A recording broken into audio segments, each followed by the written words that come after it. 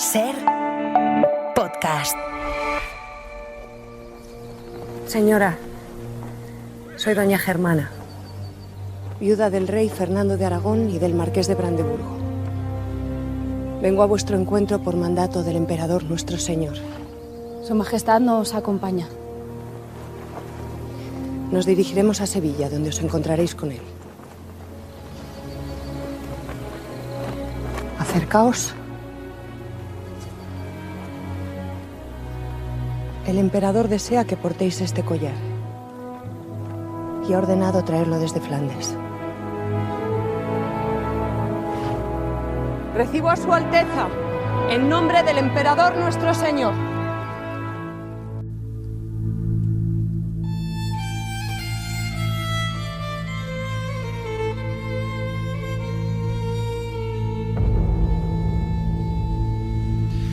Escuchábamos un fragmento de una serie de televisión española, Carlos, Rey Emperador, en donde se recibía en la frontera de los reinos a Isabel de Portugal, la futura esposa de Carlos, primero de España y quinto de Alemania. Una mujer fascinante que conocemos a través de varios retratos, de infinidad de menciones en fuentes, de correspondencia, y que yo creo que es una de esas grandes desconocidas de la historia de España. Es cierto que aparece, como vemos ahora, en series de televisión, pero al igual que sucede con su marido Carlos V o con el hijo Felipe II, pues se cuentan con los dedos de media mano las series de televisión y las películas que se han hecho de todos ellos, no de uno, de todos ellos, ¿eh? Parece que nos da vergüenza un poco la historia de uno de los momentos más emblemáticos de la historia de España, ¿no? De este siglo XVI.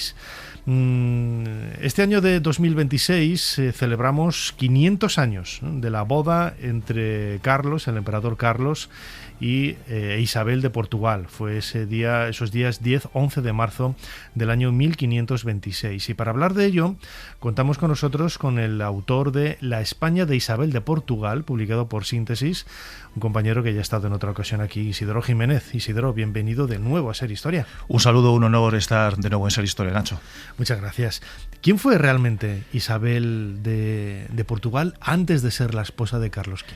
Pues Isabel de Portugal fue una infanta que se preparó desde la corte de Lisboa desde muy pronto. Tuvo además en sus padres, los reyes Manuel y María, los principales maestros de su formación humanística, y en muy poco tiempo... El del famoso estilo manuelino. Efectivamente, eso es. Y el que está ligado al monasterio de los Jerónimos, la Torre de Belén y demás, que todos conocemos, o muchos conocemos en la capital de Portugal. Y a partir de ahí, bueno, pues empezó una formación cada vez más intensa, que según fue avanzando, y tras la muerte de su madre primero y de su padre después, comenzaron unas negociaciones entre las cortes de Portugal y de Castilla, y la preparación se fue intensificando porque ella era consciente, desde muchos antes de cruzar la frontera, de que además de ser la esposa y la madre del sucesor de Carlos V, tendría que ocuparse también del gobierno de los reinos. ¿Cómo nos tenemos que imaginar esa formación, esa educación? En una mujer era extraño en aquella época que aprendieran a leer o escribir, pero estas mujeres de la nobleza y sobre todo de alta cuna, precisamente por esos lazos que pudieran tener, bueno, pues tenían cierta formación, ¿no? Sí, yo creo que una de las claves es que es hija de María, hija de los reyes católicos, y la propia María, como sus hermanos, en la corte de los reyes católicos, han recibido una serie de instrucciones y han aprendido pues las principales cuestiones relacionadas con los conocimientos de la época en historia, en ciencia, en idioma, muy volcadas también con el asunto religioso, y sin esto además no olvidarnos de otros aspectos importantes también en la formación de una princesa de la época, que tenía que ver pues más con cuestiones militares en el caso de los varones, más con cuestiones de trabajos manuales en el caso de las mujeres. Pero desde el primer momento, tanto ella como sus hermanas están siendo preparadas, están siendo instruidas para ser algo más que consortes allá donde les corresponda, porque evidentemente su destino es una corte importante de la cristiandad de ese momento. Claro, el matrimonio es un juego de fichas con un trasfondo político enorme. ¿Por qué se eligió Isabel de Portugal y no alguna reina o descendiente de Francia como Isabel de Valois, que se haría luego con Felipe II? Carlos V ya tiene una serie de compromisos adquiridos con la corte francesa, con la corte inglesa, que no se van a ejecutar, como todos sabemos, y en Portugal se encuentra una pieza básica defendida por las Cortes de Castilla, que puede ser un elemento importante para generar estabilidad en los reinos, porque recordemos que las negociaciones para la boda comienzan a partir de 1517, se intensifican publican sobre todo a partir de 1519-20, y en ese momento Castilla está envuelta en la famosa rebelión de las comunidades. Hace muy poco tiempo que Carlos V ha llegado con muchos extranjeros flamencos que han hecho todo tipo han cometido una serie de acciones que no han sido bien vistas por los castellanos, y por tanto se ve en la persona de la infanta portuguesa la pieza fundamental para generar estabilidad, para la quietud de los reinos y también para esa alianza ibérica en la que ya habían trabajado los reyes católicos, y que con el paso del tiempo, como sabemos, pues hará que Portugal y Castilla queden unidas un poco más adelante ya en la persona de Felipe II. Isabel de Portugal, recordemos, ella nació en 1503, era joven, tenía apenas 23 años. Yéndonos un poco al aspecto más humano, al aspecto más personal, Carlos V era mayor. ¿Cómo era el conocimiento que se tenía, ¿no? Recuerdo esos pequeños retratos que corrían de unas familias a otras, sí, ¿no? Para dar a conocer, pues como si fuera una especie de álbum de fotos, ¿no? Y a veces se idealizaba, ¿no? El personaje, ¿no? Luego, por ejemplo, recuerdo que cuando Felipe II vio a María Tudor, dijo, joder, qué fea es, me la habéis engañado, ¿no? Con los retratos que me habéis dado de ella, ¿no? Hay anécdotas un poco de este sentido, ¿no? Pues dos cosas muy importantes. Efectivamente funciona el retrato de representación, y así los novios, los futuros contrayentes, pueden ir conociéndose, pero en este caso concreto hay un elemento personal muy importante, y es que cuando el rey Manuel queda viudo, en 1521, se casa con Leonor, que es la hermana mayor del emperador, que ha venido con él en 1517 a la península. De tal manera que, además de los informes de enviados especiales y de embajadores que el emperador va recibiendo en la corte española de qué pasa en Lisboa y de cómo es Isabel, recibe información directa, seguramente muy interesante, nos faltan muchos datos al respecto, pero recibe esa información de su hermana, que es la madrastra y por tanto futura cuñada de su esposa. Y luego, además, en la recta final, cuando quedan unos meses para que Isabel entre en España, tenemos además otro enlace que permite esa conexión y ese conocimiento mutuo de las dos cortes en todos los sentidos, en lo político y en lo personal. Y es que la hermana pequeña del emperador, Catalina, que había estado pues recluida desde su nacimiento con su madre, la reina Juana, en Tordesillas, es la persona que se va a casar con Juan III, que es el hermano mayor de Isabel, el nuevo rey de Portugal tras la muerte de Manuel. Con lo cual, esa relación personal, ese doble matrimonio y esa, digamos, conexión entre las distintas familias ya viene teniendo lugar años antes de la boda, y eso genera, evidentemente, un nivel de conocimiento en todos los sentidos que, bueno, pues cuando llega y cruza la frontera, el emperador tiene ya bastante información más o menos de cómo es. Otra cosa es lo que después él va a ver con sus ojos aquella noche del 10 de marzo de 1526 en el Real Alcázar de Sevilla. Claro, nosotros conservamos, creo que es de Tiziano, ¿no? El retrato que hay de ella. El retrato póstumo que encarga Carlos años después de la muerte de su esposa. Y aparece una mujer, pues físicamente muy agraciada, parecía que era mona, era guapa, murió pues con 35, 36 años. Correcto. Y a veces estos retratos se suelen idealizar, ¿no? Hay algunos, por ejemplo, yo mencionaba antes a Isabel de Valois, hay algunos en donde sale bastante feucha, que yo creo que era como realmente era, y hay otros en los que aparece muy idealizada, ¿no? En cambio, de Isabel de Portugal, pues, podría mucha gente pensar, ¿qué más da que fuera guapa o fea? Bueno, a nadie le amarga un dulce. Seguramente a Carlos V le molaría más que fuera guapa antes de que fuera fea, ¿no? ¿Cómo se lo tomó él? A ver, hay varios retratos, muchos de ellos lamentablemente perdidos. Por supuesto que estamos hablando del retrato ideal del Renacimiento, donde los rasgos, digamos, más negativos son retocados para generar esa imagen perfecta, casi de la contrayente en este caso. Pero es que además de esos retratos, como decía antes, Carlos viene recibiendo información de que no solamente es lista, apta, trabajadora y virtuosa, sino que encima es bella. Y según los testimonios de la época, que vemos en cartas y que vemos sobre todo en cronistas y en los relatos de los embajadores, Isabel de Portugal era una persona, parece que bastante agraciada, y por tanto eso también pues supuso para el emperador un elemento muy positivo para efectivamente, bueno, pues entroncar rápida y directamente en lo que yo considero que fue un auténtico flechazo aquella noche del mes de marzo.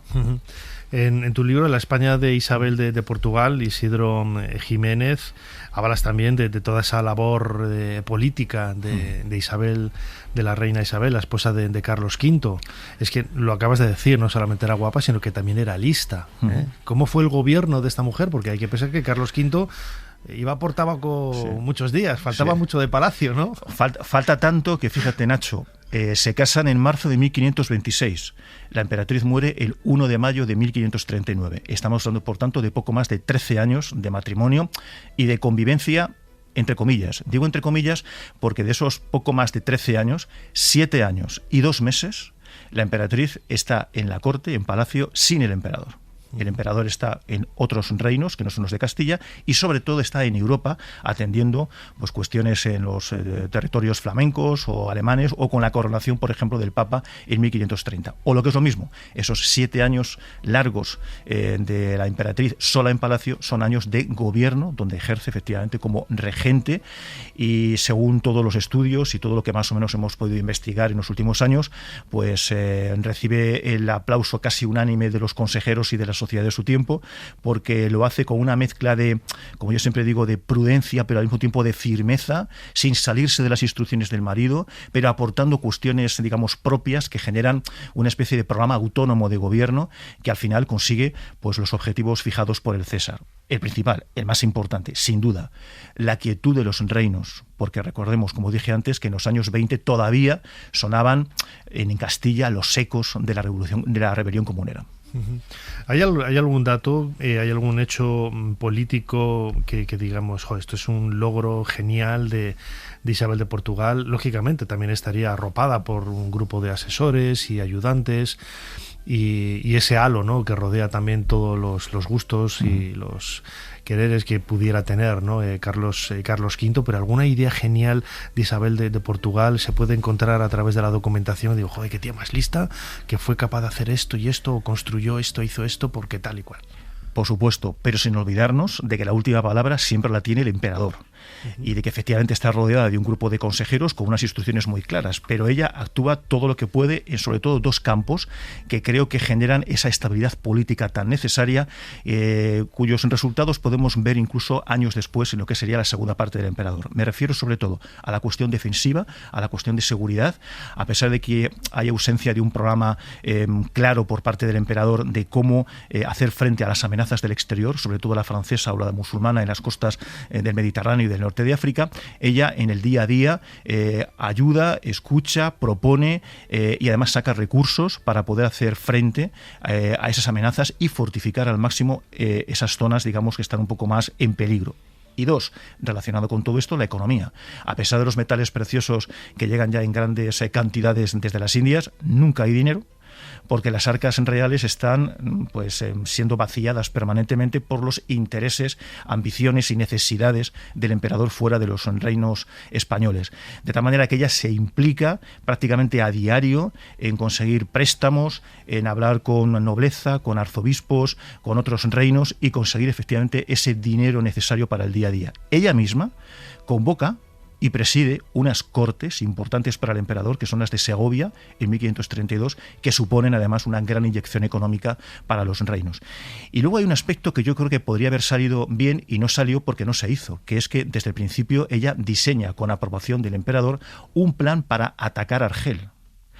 El motivo es acabar con Barbarroja, cabeza visible de los ataques que están sufriendo las costas españolas. El plan es aprobado por el emperador en los primeros meses de gobierno de la emperatriz, pero una y otra vez se retrasa porque las urgencias imperiales siempre están por encima de esas necesidades de Castilla para, si se me permite la expresión, cabreo de la emperatriz y también cabreo de los consejeros, que son al final los representantes y la voz de Castilla.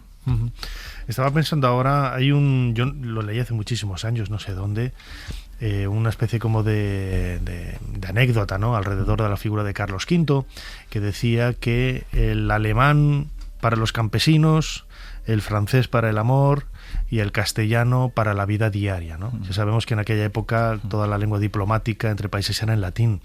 ¿En qué hablaban? ¿Se sabe en qué hablaban Isabel y Carlos? Porque Isabel, ella portuguesa y él, bueno, iba a decir alemán, pues ese, no sé, ese mejunje que hay ahí en Centro Europa, ¿no? Pues Isabel, cuando viene, habla en portugués, evidentemente, entiende perfectamente el castellano, va aprendiendo el castellano rápidamente. Carlos, cuando se conocen, lleva ya pues 8 años y medio prácticamente en la península, habla un poco mejor el español de lo que lo hablaba cuando llega en 1517. El español va a ser la lengua de comunicación preferente entre los emperadores. Ella habla en portugués con sus criados y servidores que mantiene hasta 1539, incluso con el hijo, con Felipe II en algún momento, y Carlos se defiende fundamentalmente con el español, con ella y, bueno, y con su familia. Y luego, bueno, pues lógicamente también recordemos la importancia del latín, pero bueno, queda un poco más aparcado para cuestiones un poco más, digamos, políticas, administrativas, pero fundamentalmente el lenguaje en el que ellos hablan en la corte es el español. Has mencionado ya a Felipe II, el hijo de Isabel de Portugal, y Carlos V. ¿Cómo fue la relación entre ambos? Imagino que ella ayudaría bastante, ¿no?, a la propia formación intelectual de él, siguiendo un poco los pasos que ella había recibido en Portugal, pues quería reflejarlos y proyectarlos en su hijo, ¿no? El príncipe Felipe, que nace en 1527, vive en un universo femenino al lado de su madre y con sus damas y servidoras. Pensemos, por ejemplo, en Leonor de Mascareñas, una portuguesa que viene con ella y que será aya del príncipe, hasta 1534 de una manera casi completa, con una formación, digamos, muy de la mano de la propia emperatriz, que tiene tiempo para atender a su familia, además de los asuntos de gobierno. Y a partir del 34 ella elige a un preceptor, que es el futuro cardenal Silicio, para que se haga cargo de la educación del príncipe. Esa educación, por supuesto, ya pasa a otras manos a partir del 34, con una casa propia un poco más adelante, a partir del año 35, pero el príncipe va a seguir muy vinculado a su madre, nunca va a olvidar a su madre, nunca va a olvidar el portugués ni Portugal. Y el príncipe lo pasa muy mal en la recta final, cuando la emperatriz, bueno, pues tiene serios problemas de salud que conducen a esa temprana muerte, y él mismo no va a poder soportar acudir pues con el féretro de su madre en los primeros kilómetros del cortejo fúnebre que desde Toledo pues la conduce a Granada. Una persona, por lo tanto, muy vinculada a su madre y una protección absoluta por parte de la emperatriz hacia su hijo, que, por cierto, también hay que recordar que tuvo una infancia bastante complicada desde el punto de vista de la salud, con muchas indisposiciones, con muchos procesos febriles, y la emperatriz estuvo muy encima de él, por motivos evidentemente personales, pero también pensando en la sucesión, porque no había otro varón, y esto evidentemente en la época era importante, porque los varones que nacieron murieron a los pocos meses, por tanto solo quedaron pues con llegada a la edad adulta 3 hijos, Felipe y sus hermanas María y Juana. Estamos en el siglo XVI, que yo creo que es cuando comienzan a unirse realmente los lazos entre España y Portugal. Hasta la época de los Reyes Católicos había esa competencia, ¿no?, de intentar a ver quién conseguía antes llegar a América u otros lugares. Había pues una serie de rivalidades tecnológicas, incluso en todo aquello relacionado con la navegación, pero a partir de esta época los lazos entre España y Portugal son muy estrechos, ¿no?, de forma que hoy nos sentimos pues hermanados con Portugal de una forma muy intensa, ¿no? Yo recuerdo unas encuestas que se hicieron en Portugal hace unos años, que decían que casi el 80% de los portugueses no les importaría formar parte de un solo país, ¿no?, de esa Hispania que uniera España y Portugal, ¿no? Me parecería una cosa incluso bonita, ¿no?, porque hay muchísimos lazos y elementos en común, y quizás Isabel de Portugal es pionera en todo ello, ¿no? Sí, porque además en muchos textos vemos cómo puede ser, se la califica directamente como la mejor embajadora de Portugal durante estos años. Recordemos que, al margen de mantener, por supuesto, un contacto epistolar con su familia, y está muy pendiente de lo que pasa desde el punto de vista personal con sus hermanos, con sus sobrinos y demás, ella está muy pendiente también de los intereses de Portugal. Por supuesto, sirve a la monarquía hispánica, sirve al emperador, pero Portugal está siempre muy presente. Y, ojo, justo en la recta final de su vida, ella le dice al emperador que por favor cuide lo que hemos hecho en la relación con Portugal. Es una auténtica prenda de paz que hay que mantener, porque esa alianza ibérica puede ser muy importante para la cristiandad. Ella misma, además, se mete directamente en la negociación entre la corte portuguesa y la corte castellana, nada más entrar en España, para resolver el conflicto que todavía tenían las dos coronas con motivo de las islas de la especiería. Y ella va a ser un poco artífice de ese acuerdo que finalmente acabará con la cesión de las Molucas al reino portugués en el Tratado de Zaragoza de 1529. Portugal, por tanto, está muy presente presidente durante esos 13 años, y evidentemente yo creo que no se puede entender la relación hispano-portuguesa después de 1539 sin la figura, sin el papel, sin las acciones de la emperatriz. Estamos, como decía antes al principio, recordando esa boda, ¿no? El 10-11 de marzo de 1526 entre Carlos V e Isabel de Portugal, una historia que podéis encontrar de una forma extraordinariamente bien explicada, todo ese contexto histórico y también biográfico en el libro La España de Isabel de Portugal, publicado por la editorial Síntesis, cuyo autor, Isidoro Jiménez, nos ha acompañado estos minutos aquí en Ser Historia. Isidoro, como siempre, muchísimas gracias por habernos ayudado a hacer un poquito más de historia. Un placer, otra vez, muchas gracias.